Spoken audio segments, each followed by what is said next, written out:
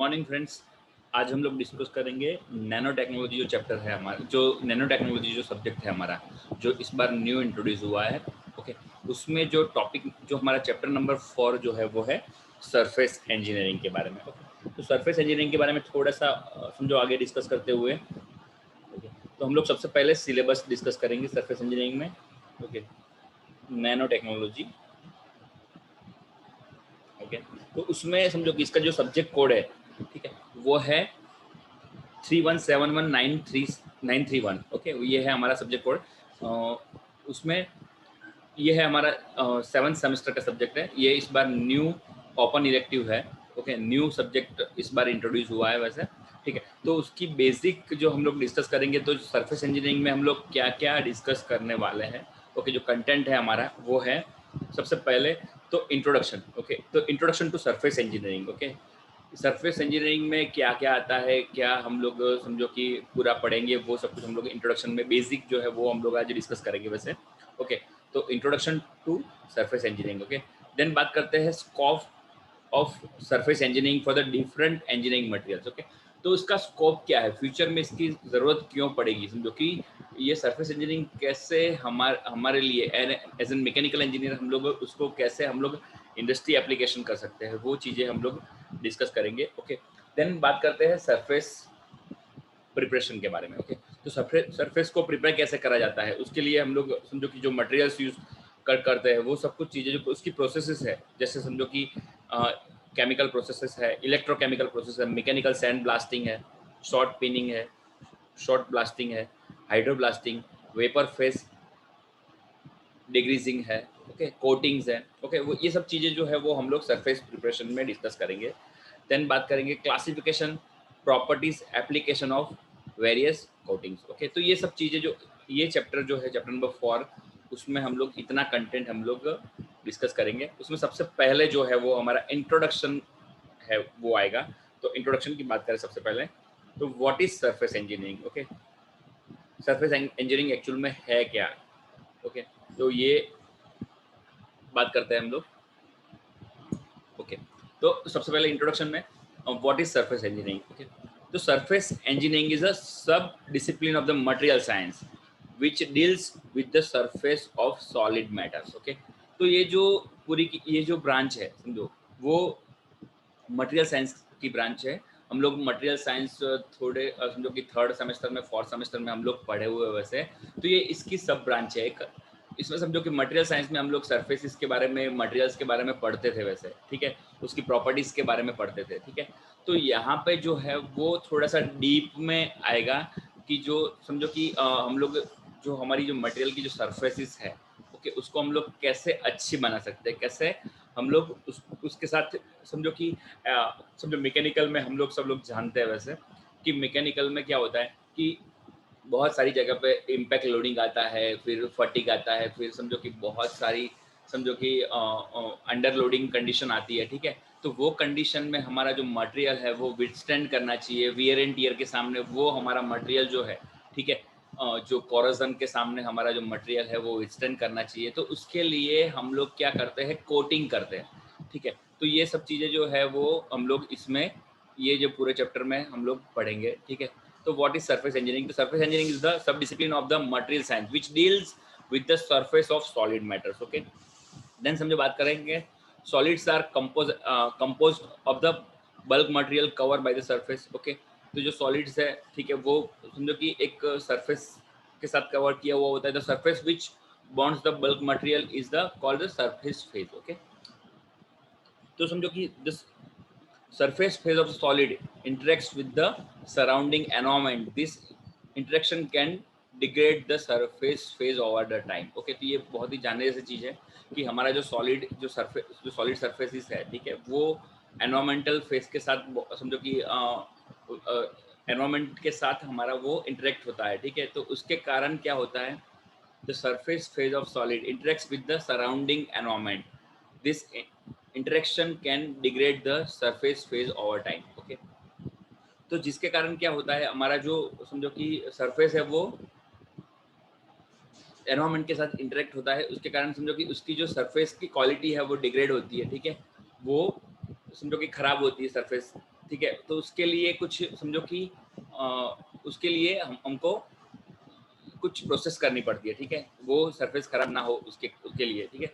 तो ये उसको हम लोग पूरा का पूरा जो प्रोसेस है उसको हम लोग सरफेस इंजीनियरिंग में समझो उसको बाइफरकेट करते हैं। Okay, surface engineering involves altering the properties of the surface phase in order to reduce the degradation over time. Okay, तो क्या होता है कि सरफेस इंजीनियरिंग है वो समझो कि जो हमारी जो सरफेसिस है वो उसकी समझो कि यहाँ पे लिखा हुआ है कि surface phase in order to reduce the degradation over time. Okay, तो ये सरफेस और समझो कि ऐसी हम लोग कुछ प्रॉपर्टीज इसकी इम्प्रूव करते हैं सरफेसिस की, जिसके कारण हमारी जो सरफेस है वो ऐसी ही बनी रहे एनवायरमेंटल इंटरेक्शन के होने के बाद भी, ठीक है। तो ये पूरा का पूरा हम लोग डीलिंग करेंगे, सरफेस इंजीनियरिंग करेंगे। ओके,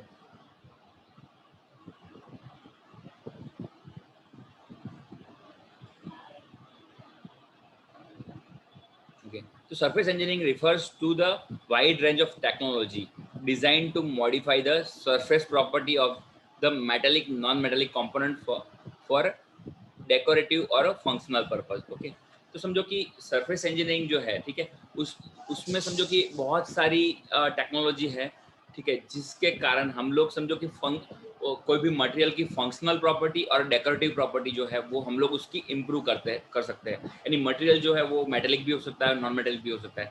उसका मैं एक सिंपल एग्जांपल दूं, ठीक है, तो आज समझो कि हम लोग अपने जो समझो कि वुडन डोर होते हैं समझो घर पे, ठीक है, तो वुडन डोर जो है समझो कि वुडन प्लाई के जो डोर होते हैं, इसके जो हमारे जो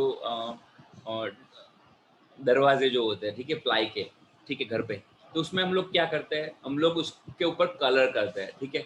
तो कलर करने से दो चीजें होती है सबसे पहले तो, ठीक है। तो सबसे पहले उसकी समझो कलर करने से उसका एक समझो कि मैं एक एग्जांपल दे रहा हूँ यहाँ पे, तो समझो डेकोरेटिव हम लोग उसको कर सकते हैं, ठीक है, उसमें समझो कि कलर के कारण उसका लुक भी बढ़ता है, ठीक है। और दूसरा कि उसको समझो कि फंक्शनल प्रॉपर्टी की बात करें तो जो कलर होता है उसके अंदर टेफ्लॉन और कुछ मटेरियल्स ऐसे होते हैं कि जो एनवायरमेंटल जो समझो कि एनवायरमेंटल जो उसकी इफेक्ट है जो वुडन पे आने वाली है, समझो कि अगर समझो कि मैं उसको एक प्रॉपर एग्जांपल दूं, ठीक है, तो क्या होता है कि जो समझो कि हमारा जो वुडन डोर है, ठीक है, उसमें क्या होता है कि अगर समझो उसके ऊपर समझो जो उसको बोलते हैं हम लोग, अगर ये अपने बारिश वाला एटमॉस्फेयर हो, तो जो वेट वेट समझो कि वेदर हो, ठीक है, तो उसकी जो समझो इफेक्ट है वो डोर पे आती है और डोर है वो फूल जाता है, ठीक है। उसकी समझो कि जो उसके डायमेंशन में चेंजेस होता है, ठीक है। तो समझो कि उसके कारण क्या करते हैं हम लोग, उसको हम लोग अगर समझो उसके ऊपर कलर कर दे हम लोग, ठीक है, तो वो डेकोरेटिव भी लगता है और उसकी फंक्शनल प्रॉपर्टी भी समझो कि उसकी बढ़ जाती है, ठीक है। तो समझो कि उसकी जो लाइफ है वो भी बढ़ जाती है, क्योंकि समझो कि उसके ऊपर कोटिंग आ जाता है, तो वो एनवायरमेंटल समझो कि वो जो हमारा जो ये पेज का जो समझो कि जो मॉइस्चर जो है वो समझो कि जो वुडन को टच नहीं होता है, ठीक है, वो उसके अंदर आता नहीं है, जिसके कारण समझो कि हम उसकी फंक्शनल प्रॉपर्टी भी बढ़ जाती है। ओके, नेक्स्ट बात करें थोड़ी सी। Okay, include providing corrosion and wear resistance to extend component. Okay, include providing corrosion and wear resistance to extend component life, making items more visually attractive and giving special properties such as a lubricity enhancement और non stick surface etcetera. Okay, तो समझो क्या होता है कि अगर समझो कि हम लोग आप लोगों ने समझो कि हम लोग अपने जो स्टील के दरवाजे जो होते हैं, ठीक है, जो घर पे जो एमएस के जो माइल स्टील के जो हम लोग दरवाजे यूज़ करते हैं, ठीक है, गेट है हमारा, फिर बात करें कि हम लोग साइकिल चेन है या तो फिर बाइक की चेन है, उसको हम लोग लुब्रिकेट क्यों करते हैं, ठीक है। तो उसके ऊपर लुब्रिकेशन के कारण समझो कि लुब्रिकेशन करते हैं हम लोग, उसके ऊपर कलर लगाते हैं, ठीक है, जो अपने पेंट लगाते हैं, ठीक है। तो यहाँ पे समझो कि ये हमारा समझो कि बेस मटेरियल है हमारा, ये वाला यहाँ पे जो फिगर में दिख रहा है ये बेस मटेरियल है, ठीक है। उसके ऊपर समझो कि ये प्राइमर प्राइमर लगाते हैं हम लोग। ओके, प्राइमर यानी समझो कि क्या होता है कि जो ये हम लोग ये कोटिंग जो करें, कोई भी कलर की हम लोग कोटिंग करें, ठीक है, तो वो ठीक से उसके ऊपर अच्छी तरह से वो समझो कि लग जाए, इसलिए तो सबसे पहले हम लोग प्राइमर लगाते हैं। प्राइमर यानी समझो एक बेसिक रफ कलर करते हैं, जिसके कारण क्या होता है कि जो हमारा मेन पेंट है, ठीक है, मेन जो कोटिंग है, हमारा मटेरियल है, ठीक है, वो अच्छी तरह से उसके ऊपर लग जाए, ठीक है। तो सबसे पहले क्या करना पड़ता है, ये सरफेस है उसको क्लीन करना पड़ता है। जो बेस मटेरियल की जो सरफेस है, यहाँ पे करक्सर में आप देख सकते हो, जो बेस मटेरियल की हमारी जो सरफेस है, ठीक है, ये बेस मटेरियल है हमारा, उसको सबसे पहले क्लीन करना पड़ता है। उसके ऊपर समझो अभी जस्ट हम लोग पूरा डीप में पढ़ेंगे वैसे कि समझो कि जो क्लीनिंग जो है, सरफेस क्लीनिंग जो है हमारा, ठीक है, वो हम लोग पूरी समझो बेसिकली हम लोग ये सब कुछ पढ़ेंगे, ठीक है। तो सरफेस प्रिपरेशन उसको बोलते हैं हम लोग। सरफेस प्रिपरेशन हम लोग पूरा का पूरा यहाँ पे सरफेस प्रिपरेशन के टॉपिक्स है यहाँ पे, ठीक है, वो हम लोग समझो कि नेक्स्ट लेक्चर्स में हम लोग पढ़ेंगे। ओके, तो यहाँ पे क्या करते हैं हम लोग, ये हमारा बेस मटेरियल है। समझो सपोज कि मैं एग्जांपल दूं कि ये हमारा समझो कि माइल्ड स्टील है, MS, ठीक है। तो उसके ऊपर हम लोग सबसे पहले क्या करते हैं कि प्राइमर लगाते हैं। प्राइमर यानी समझो एक प्राइमर जो है वो भी कलर जैसा ही होता है, वैसे कलर ही होता है वैसे, पर जो रफ समझो कि वो प्राइमर होता है वो एज कंपेरेटिवली जो मेन जो हमारा कलर है उससे थोड़ा सा सस्ता होता है वैसे, ठीक है। तो प्राइमर लगाते हैं तो क्या होता है कि उसमें दो बेनिफिट है कि सबसे पहले सरफेस एकदम समझो कि प्रॉपर प्राइमर को स्टिक कर लेती है, देन आफ्टर हम लोग उसके ऊपर समझो डबल लेयर जैसा हो जाए, ठीक है। और देन समझो उसके ऊपर हम लोग फिनिशिंग वाला जो कोटिंग है वो लगाते हैं, ठीक है। तो क्या होता है कि उसके कारण, प्राइमर के कारण क्या होता है कि जो हमारा जो मेन कोटिंग है, जो मेन फिनिश कोटिंग है, उसकी जो इफेक्ट है वो प्रॉपर आती है, और समझो कि वो प्रॉपर उसके ऊपर फ्लो करता है, ठीक है। तो जिसके कारण समझो कि जो फिनिशिंग क्वालिटी जो है वो इम्प्रूव होती है, ठीक है। और दूसरा कि डबल लेयर ऑफ प्रोटेक्शन हो जाता है, दोनों एक बेनिफिट है उसके, ठीक है। तो ये समझो कि हम लोगों ने थोड़ा सा इंट्रोडक्शन डिस्कस किया वैसे। ओके, थोड़ी सी हिस्ट्री हम लोग देख लेते हैं सरफेस इंजीनियरिंग की।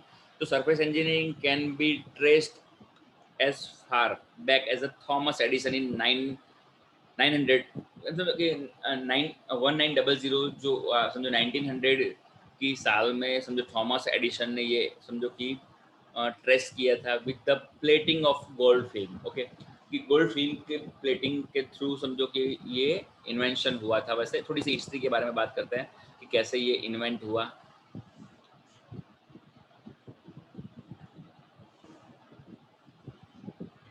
ओके, इन द 1993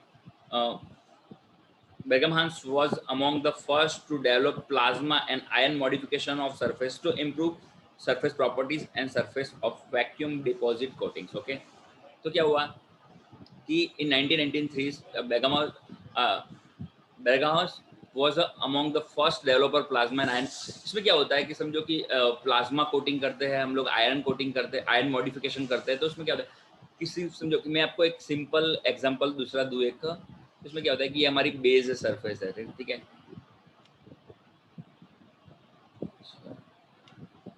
ये हमारी मेन बेस सरफेस है, ठीक है।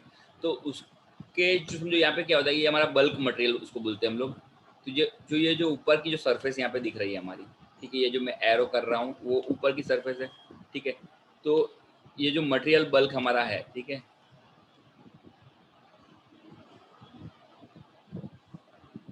Okay, okay. तो जो ये मटेरियल बल्क जो हमारा बल्क मटेरियल जो है हमारा, ठीक है, उसमें हम लोग छोटे से अमाउंट में, यानी जो आउटर बॉर्डर जो है, आउटर लेयर जो हमारी है, ठीक है, ये अपन दिख रही है हमको आउटर लेयर, ठीक है। तो ये आउटर लेयर जो हमारी है, ठीक है, उसमें ही हम लोग कुछ चेंजेस करते हैं और उसकी प्रॉपर्टी को चेंज करके हम लोग जो आउटर सरफेस जो हमारी है, ठीक है, बेस मटेरियल जो ये हमारा है, ओके, ओके। तो उसकी आउटर समझो उसको कोटिंग इसको बोलते हैं, ठीक है, कि आउटर जो सरफेस है उसमें ही हम लोग चेंजेस करते हैं, ठीक है। और समझो कि समझो कुछ मॉडिफिकेशन करते हैं। तो modification of surface to improve the surface property, surface की प्रॉपर्टी इंप्रूव करने के लिए, and surface vacuum deposit coating. Okay, तो क्या होता है कि ये समझो कि कोटिंग करते हैं, जिसके कारण समझो कि जो मटेरियल हमारा है वो आउटर सरफेस में अगर हम लोग ठीक कर दे तो पूरे के पूरे मटेरियल को प्रॉपर्टी चेंज करने की जरूरत नहीं पड़ती। और दूसरा कि समझो कि उसकी जो समझो तो उसकी समझो कि जो मटेरियल की जो सरफेस की प्रॉपर्टी हम लोग इम्प्रूव कर दे कि जो सरफेस है वही एटमॉस्फेयर के, वही वेयर एंड टियर के, वही जो आउटर सरफेस है वही समझो कि इम्पैक्ट लोडिंग और समझो कि मैकेनिकल वर्क में वो आउटर सरफेस ही आने वाली है, ठीक है। तो उसको हम लोग चेंज करके, उसकी प्रॉपर्टी को चेंज करके उसको इम्प्रूव करते हैं, जिसके कारण समझो कि फटीक से, फिर समझो कि वियर एंड टियर से हम लोग समझो उसको प्रिवेंट कर पाए, ठीक है। The iron plating process developed in 1960। तो आयरन प्लेटिंग जो प्रोसेस है वो 1960 में समझो डेवलप हुई, was significant step forwarding in the plasma assisted coated deposition. Okay, तो समझो कि ये जो प्रोसेस है वो प्लाज्मा असिस्टेड कोटेड डिपोजिशन है, ठीक है। ओके, तो लॉन्ग यहाँ पे समझो कि sorry lawn planting was the first true industrial surface engineering process. Okay, तो लॉन प्लांटिंग जो है वो first industrial surface engineering process है, ठीक है।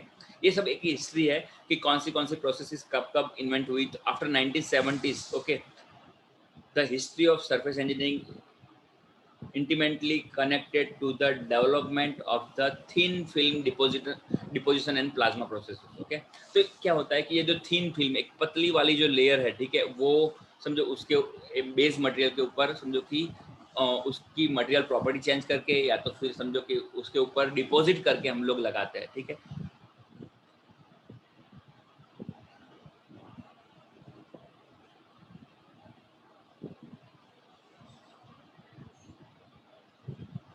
नेक्स्ट बात करते हैं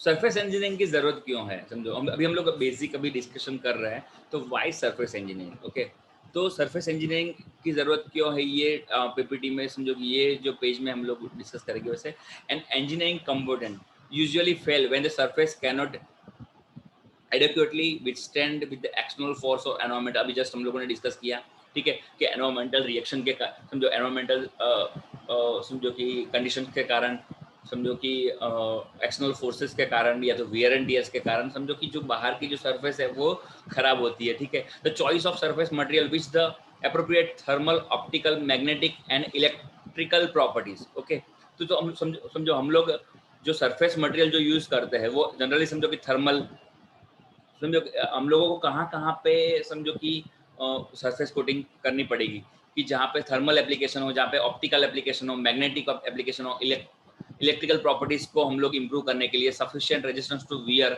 okay, corrosion, okay, degradation of the crucial to its functionally. Okay, तो समझो कि हम जहाँ जहाँ पे समझो कि इंजीनियरिंग फील्ड है वो बहुत ही वाइड है, ठीक है। उसमें इलेक्ट्रिकल एप्लीकेशंस है जहाँ पे समझो कि कॉन्स्टेंटली केबल में हीट जनरेट होती रहती है, ठीक है। वैसे समझो कि मैकेनिकल कंडीशंस की बात करूँ तो जो गियर्स है, ठीक है, जो मशीन्स है वो कॉन्स्टेंटली इम्पैक्ट लोडिंग में या तो फिर समझो कि वियर एंड टियर में आता है। तो वहाँ पे जो समझो कि अगर ये एक मैं गियर का एग्जाम्पल दूँ, ठीक है, एक सिंपल एग्जांपल दूं मैं, कि ये हमारा समझो सपोज ये हमारा गियर टू टीथ है, ऐसे टीथ गियर के होते हैं। थोड़ी सी ड्राइंग यहाँ पे समझो कि अच्छी नहीं आ रही क्योंकि समझो कि मैं ड्रॉ कर रहा हूँ अपने हिसाब से। ओके, तो ये हमारा गियर टीथ है, ठीक है। तो क्या होता है जो गियर टीथ है, समझो कि अगर हम लोग समझो कि इसको पूरे के पूरे गियर को एक अच्छे मटेरियल से बनाए तो इट में कॉस्टली, समझो कि बहुत ही ज़्यादा कॉस्टली और समझो कि ज़्यादा हार्ड मटेरियल से अगर हम लोग समझो कि बनाए तो वो समझो कि थोड़ा कॉस्टली हो जाता है, ठीक है। तो इसमें क्या करते हैं हम लोग कि जो रिक्वायर्ड मटेरियल है, ठीक है, तो उसको हम लोग इसकी जो आउटर लेयर है यहाँ पे, जो गियर की जो आउटर लेयर, जो टूथ की आउटर लेयर है उसके ऊपर हम लोग कोटिंग कर देते हैं, या तो उसके ऊपर हम लोग स्प्रे करते हैं मेटल का। उसके ऊपर समझो कि हम लोग कोई इलेक्ट्रिकल इलेक्ट्रोमैग्नेटिक सॉरी इलेक्ट्रिकल अपने वो इलेक्ट्रिकल प्रोसेस से या तो फिर समझो कि थर्मल प्रोसेस से या तो फिर समझो कि हम समझो उसकी प्रॉपर्टी को इम्प्रूव करते हैं प्लाज्मा प्रोसेस से, ठीक है। तो समझो कि ये जो टीथ की जो स्ट्रेंथ है वो समझो कि ऑटोमेटिकली बढ़ जाती है और समझो कि वो विस्टैंड कर पाता है एनवायरमेंटल कंडीशन के। समझो कि हमारा एक एमएस का गियर है, समझो, ठीक है, एक एग्जांपल देता हूँ मैं। एमएस का गियर है, ठीक है, तो उसके ऊपर समझो कि रस्टिंग होता है ड्यू टू एनवायरमेंटल कंडीशन, ठीक है। तो वो रस्टिंग को प्रिवेंट करने के लिए हम लोग क्या करते हैं, उसके ऊपर समझो कि हार्ड मटेरियल जो है उसको कोटिंग करते हैं, गैल्वेनाइज करते हैं, या तो फिर समझो कि जिंक का कोटिंग करते हैं, या तो फिर समझो कि हम लोग ऐसा कोई मटेरियल जो रस्ट प्रूफ हो वो मटेरियल का कोटिंग करते हैं, या तो मेटल स्प्रे करते हैं। तो उसके कारण क्या होता है कि हमारा जो पूरा का पूरा जो समझो गियर है वो समझो कि रस्ट, हम लोग उसको रस्टिंग से प्रिवेंट कर पाते हैं। ठीक है, ओके। अगेन समझो बात करें तो हम लोगों ने ये जो है वो बार बार वही डिस्कशन आ रही है कि improving the functionality of the existing product is only the one aim of surface engineering. Okay, तो हम यहाँ पे सरफेस इंजीनियरिंग का मेन एम यही है कि अगर हम लोग कोई प्रोडक्ट यूज कर रहे हैं, समझो कोई कोई पार्ट या तो फिर कोई भी इंजीनियरिंग मटेरियल्स यूज कर रहे हैं, उसकी प्रॉपर्टी को इम्प्रूव करना, समझो वही उसकी प्रॉपर्टी को इम्प्रूव करना वही मेन एम है सरफेस इंजीनियरिंग का। ओके, तो surface engineering provides the additional functionality to solid surface, involves structures and compositions not found naturally in solids. Okay, is used to modify the surface properties, again properties of solid, and involves the application of thin film coating. Okay, and surface functional समझो कि functionalization and activation and plasma treatment. Okay, तो यानी बहुत सारी हम लोग treatment भी पढ़ने वाले हैं अलग अलग तरीके की, कि कौन सी ट्रीटमेंट हम लोग करेंगे इसके ऊपर। ठीक है, ओके। या अभी हम लोग जो डिस्कस कर रहे हैं वो बेसिक है सरफेस इंजीनियरिंग का। ओके, तो समझो कि हम लोग की बेसिक सरफेस प्रोसेस, जो सरफेस इंजीनियरिंग की जो बेसिक प्रोसेसेस है उसमें कौन से मटेरियल्स यूज होता है। ठीक है, तो हम लोग क्या क्या टेक्निक्स यूज करते हैं वो सब चीज़ें हम लोग ये चैप्टर में पढ़ेंगे। ओके, तो surface modification are applicable to control friction, अभी जस्ट डिस्कस किया, improve surface wear and corrosion resistance and change the physical और mechanical properties of the component. Okay, तो हम लोग समझो सरफेस मॉडिफिकेशन करके हम लोग क्या करते हैं, इम्प्रूव द सरफेस, समझो surface wear and corrosion resistance, change the physical और मैकेनिकल प्रॉपर्टीज, और समझो कि हम लोग जो हमारी मटेरियल की मैकेनिकल प्रॉपर्टी और समझो फिजिकल प्रॉपर्टी हम लोग चेंज करते हैं उसमें। ठीक है, और फ्रिक्शन कंट्रोल करते हैं उसके कारण, समझो। ठीक है, तो समझो कि ट्रेडिशनल टेक्निक कौन सी है, हम लोग जो ट्रेडिशनल टेक्निक अभी हम लोग जो नॉर्मल टेक्निक्स जो यूज़ करते हैं, हम लोग समझो कि इंडस्ट्री में, घर पे, हम लोग जनरल केस में सब जगह पे जो ट्रेडिशनल टेक्निक है उसमें यूज़ करते हैं पेंटिंग। सबसे पहले कि कुछ भी चीज़ को अगर समझो रस्ट से या तो फ्रिक्शनल प्रिवेंट करना हो तो हम लोग क्या करते हैं, उसको प्लेटिंग कर देते, सॉरी पेंटिंग कर देते हैं। ठीक है, कि उसको कलर लगा देते हैं, तो फिर क्या होता है कि उसके ऊपर समझो कि कोरोजन की इफेक्ट कम आती है। ठीक है, देन बात करते हैं इलेक्ट्रोप्लेटिंग। इलेक्ट्रोप्लेटिंग नाम सुना होगा, हम लोगों ने पढ़ा हुआ भी है कि हम लोग इलेक्ट्रोप्लेटिंग का यूज़ करके हम लोग कोई मटेरियल है उसके ऊपर समझो कि जिंक है या तो फिर गोल्ड है या तो फिर एल्यूमिनियम है, उसके ऊपर हम लोग समझो उसकी प्रॉपर्टी को चेंज करके हम लोग उसके ऊपर समझो कि प्लेटिंग करते हैं। ऐसी एक समझो कि इलेक्ट्रोप्लेटिंग का एक मैं आपको एग्जांपल दे देता हूँ। तो हम लोग यहाँ पे समझो कि एक कार्बन है और हम लोग यहाँ पे जिंक है।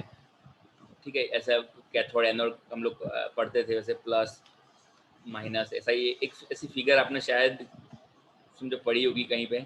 ओके, सॉरी,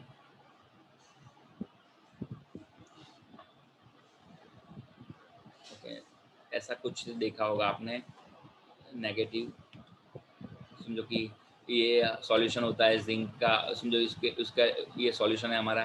ठीक है, ओके, तो ये जो है एक मेटल जो है वो उसके ऊपर कॉन्स्टेंटली डिपॉजिट होती रहती है, यहाँ से यहाँ इसके ऊपर ये ओके, तो नेगेटिव टू पॉजिटिव डिपोजिशन होता है। ठीक है, तो ये ऐसा हम लोगों ने देखा हुआ है कहीं पे। ठीक है, देन समझो बात करते हैं galvanising, the well non method. समझो कि गैल्वेनाइजिंग समझो कि हम लोग मेटल के ऊपर समझो कि आयरन के ऊपर हम लोग गैल्वेनाइज का लेयर चढ़ा देते हैं। गैल्वेनाइजिंग हम लोग फ्रीक्वेंटली यूज़ करते हैं और नॉर्मली डोमेस्टिक एप्लीकेशन के लिए गैल्वेनाइजिंग बहुत ही अच्छा है और बहुत ही सस्ता प्रोसेस है। जैसे समझो कि हम लोग जो मैं उसका एक सिंपल एग्जांपल दूँ तो जो हम लोग जो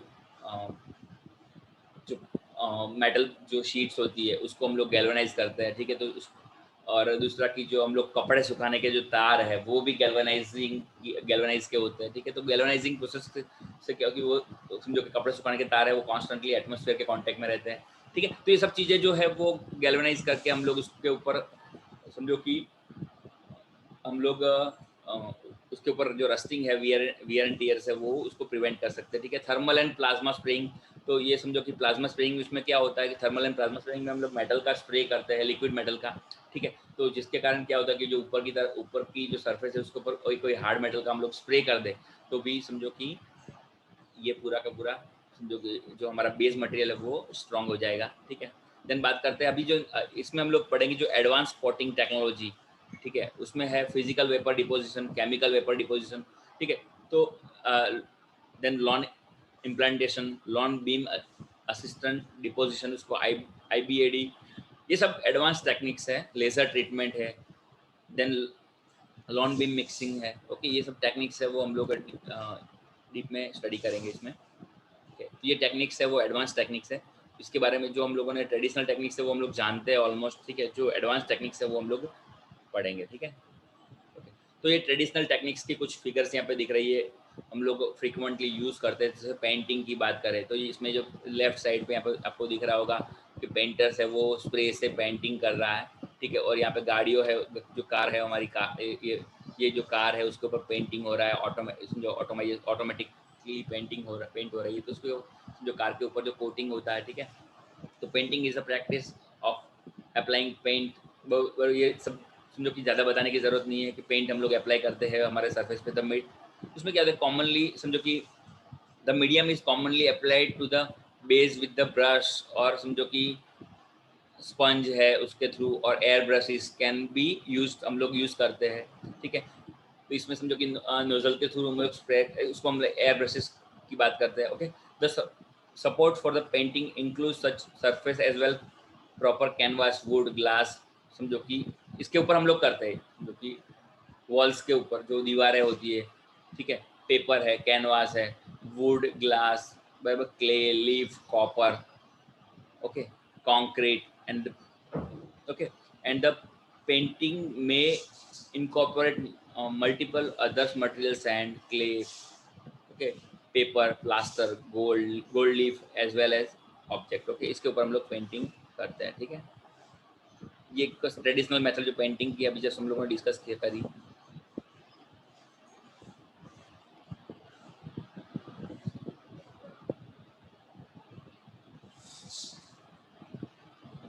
इलेक्ट्रोप्लेटिंग अभी जस्ट मैंने एक फिगर ड्रॉ करके दिखाया था अपने को, अब अभी बात हुई थी कैथोड एनोड की बातें हुई थी, बराबर। तो उसमें क्या होता है कि जो समझो कि प्योर सिल्वर है, ओके, उसके ऊपर हम लोग प्लेट करते हैं, सिल्वर नाइट्रेट सॉल्यूशन है, ये इलेक्ट्रोप्लेटिंग है, ठीक है। तो electroplating process that use electric current to reduce dissolve metal cations so that they form a coherent metal coating on an electrode, okay। इसको हम लोग इलेक्ट्रो डिपोजिशन भी बोलते हैं वैसे। ये एग्जांपल है उसके। कॉपर प्लेटिंग जो है वो आयरन पे करना पड़ता है, क्योंकि रस्टिंग जो कॉपर है वो रस्ट जनरली उसके ऊपर रस्टिंग नहीं होता है, क्योंकि यह copper anode and iron cathode. अभी ये समझो कि ये हम लोग ऑलरेडी पढ़े हुए हैं वैसे, ओके। तो टाइप्स ऑफ कोटिंग हम लोग गोल्ड, सिल्वर, प्लेटिनम, रोडियम है, फिर एल्यूमिनियम, क्रोमियम, टीन, निकल, लेड और कॉपर का हम लोग कोटिंग यूज़ करते हैं डिफरेंट मटेरियल पे, ठीक है, अलग अलग रिक्वायरमेंट के हिसाब से। अभी गैल्वेनाइजिंग प्रोसेस भी हम लोग पढ़े हुए हैं। Galvanizing process to applying protective zinc coating. Zinc coating अगर हम लोग करते हैं स्टील और आयरन पे, उसको हम लोग रस्ट प्रिवेंट करने के लिए उसको हम लोग गैल्वेनाइजिंग प्रोसेस, ये भी हम लोग पढ़े हुए हैं वैसे, ठीक है। ये बेसिक है, okay. Then thermal and plasma spraying, इसमें मैंने बोला था कि जो लिक्विड मेटल है वो हम लोग स्प्रे करते हैं, ओके, प्लाज्मा जेट, ओके। तो thermal spraying technique are coating process in which metal और मेटल मेल्ट और हीटेड मटेरियल, ओके। तो जो मेल्ट मटेरियल है उसको हम लोग स्प्रे करते हैं सरफेस के ऊपर। ये भी हम लोग मटेरियल साइंस में पढ़े हुए वैसे, ओके। तो समझो कि जो कोटिंग जो है, ठीक है, जो मटेरियल है, ओके, वो हम लोग क्या करते हैं, उसको हीट करके हम लोग स्प्रे करते हैं प्लाज्मा जेट स्प्रे के थ्रू। और thermal spraying can provide thick coating. तो 20 माइक्रॉन्स का अप्रोक्सीमेट हम लोग थिक, एक समझो कि थोड़ा सा मोटा 20 क्योंकि यहाँ पे मेटल स्प्रे हो रहा है इसलिए थोड़ा सा कोटिंग ठीक होता है, ओके।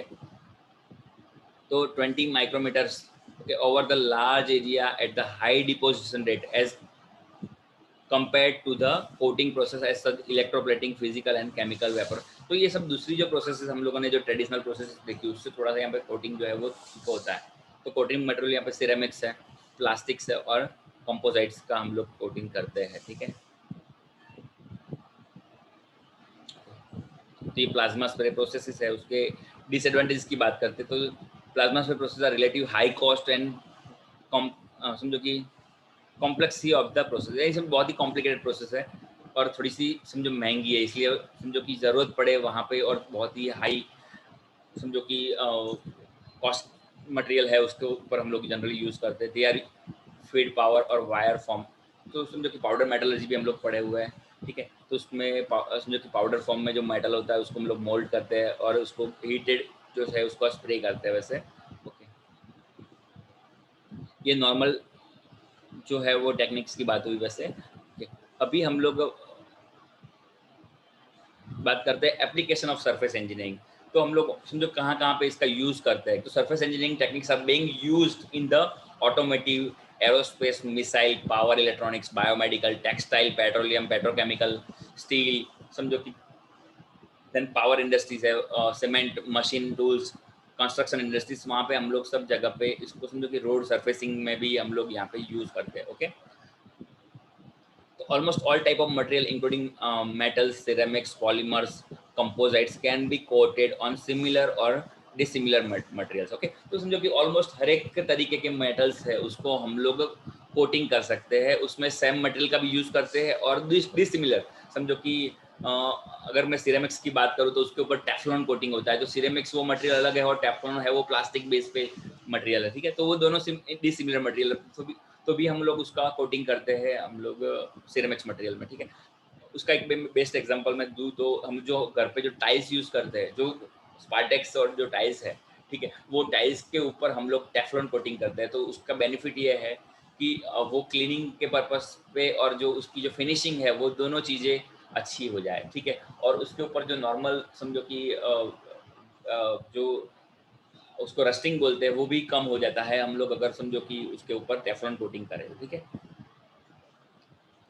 देन समझो स्पोर्ट्स इंडस्ट्री एप्लीकेशन की बात करते हैं। Surface engineering of titanium oxide और motor sports has proved to be an effective modification to the optimize and properties of the engine parts, okay। engine parts को हम लोग समझो कि मैं भी सिंपल एक दूसरा एग्जांपल दूं, जो इंजन के जो अंदर की सरफेस है वहाँ पे ज़्यादा समझो कि फ्रिक्शन होता है पिस्टन के थ्रू, ठीक है। तो उसमें क्या होता है कि हम लोग जो पिस्टन सिलेंडर का जो लेयर है आउट सिलेंडर की जो दीवारें है, ठीक है, उसकी जो वॉल्स है उसके ऊपर हम लोग समझो कि हार्ड मेटल का समझो कि कोटिंग करते हैं, जिसके कारण जो पिस्टन के मूवमेंट के कारण जो रस्टिंग होने वाली है, पिस्टन के मूवमेंट के कारण जो समझो कि उसको हम लोग बोलते हैं अपनी अपनी लैंग्वेज में जो समझो कि फ्रिक्शन के कारण जो अ, उसकी जो वियर एंड टियर होने वाली है वो हम लोग प्रिवेंट कर पाए, ओके। दस the enhancing the performance of the racing cars, okay.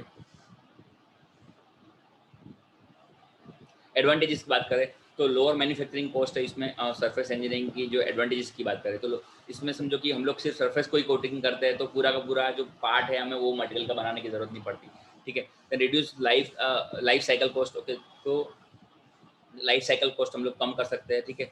कि समझो कि कोई मटेरियल समझो कि 2 महीने चलने वाला कोई पार्ट है वो 2 महीने चलने वाला है तो हम लोग उसको कोटिंग करके उसके ऊपर हार्ड मटेरियल का कोट करके हम उसकी लाइफ को एक्सटेंड कर सकते हैं। तो उसकी जो लाइफ कॉस्ट है वो हम लोग कम कर सकते हैं। एक्सटेंडेड मेंटेनेंस, तो हम लोग उसमें मेंटेनेंस भी कम कर सकते हैं समझो कि enhance the recyclability of the materials, okay. Reduce the environmental impact, okay. Environmental impact हम लोग कम कर सकते हैं। Surface modification process applicable to control frictional improve surface wear and tear, mechanical properties को हम लोग ओवरऑल हम लोग इम्प्रूव कर सकते हैं इसमें, ठीक है। तो कंक्लूजन ये जो पूरा का पूरा हम लोगों ने सरफेस इंजीनियरिंग के बारे में बात करा, ठीक है। कब से मैं सरफेस इंजीनियरिंग कर रहा हूँ, ठीक है। तो उसका कंक्लूजन ये है कि अल्टीमेटली हम लोग कोई जो बेस मटेरियल है, ठीक है, उसको हम लोग उसकी लाइफ साइकिल जो है उसको बढ़ा सकते हैं, ठीक है। ये हमारा बेस मटेरियल है, ठीक है। उसके उसके ऊपर हम लोग अगर कोटिंग कर दे, ठीक है, रिक्वायरमेंट के हिसाब से हम लोग अगर कोटिंग कर दे, ठीक है, तो उसकी क्वालिटी, परफॉर्मेंस, लाइफ साइकिल, ठीक है, उसको हम लोग इम्प्रूव कर सकते हैं, ठीक है। The surface characteristics of engineering material have significant affect the serviceability life service, उसकी हम लोग सर्विसबिलिटी है, उसकी कैरेक्टरिस्टिक है, उसको हम लोग बढ़ा सकते हैं, ठीक है। और समझो एनवायरमेंटल जो इफेक्ट है उससे भी बचा सकते हैं, ठीक है। उसकी सर्विस लाइफ को इम्प्रूव कर सकते हैं and to enhance to overall performance of component, तो हम लोग कंपोनेंट का जो ओवरऑल परफॉर्मेंस है उसको बढ़ा सकते हैं। In a word, surface engineering technology provides effective solution to the extreme application. Okay, तो ये हमारा कंक्लूजन था वैसे आज का, ठीक है। ओके, आज के लिए इतना काफ़ी है। हम लोग नेक्स्ट लेक्चर से हम लोग उसकी प्रोसेसेस के बारे में डिस्कस करेंगे, ठीक है। तो थैंक यू फ्रेंड्स।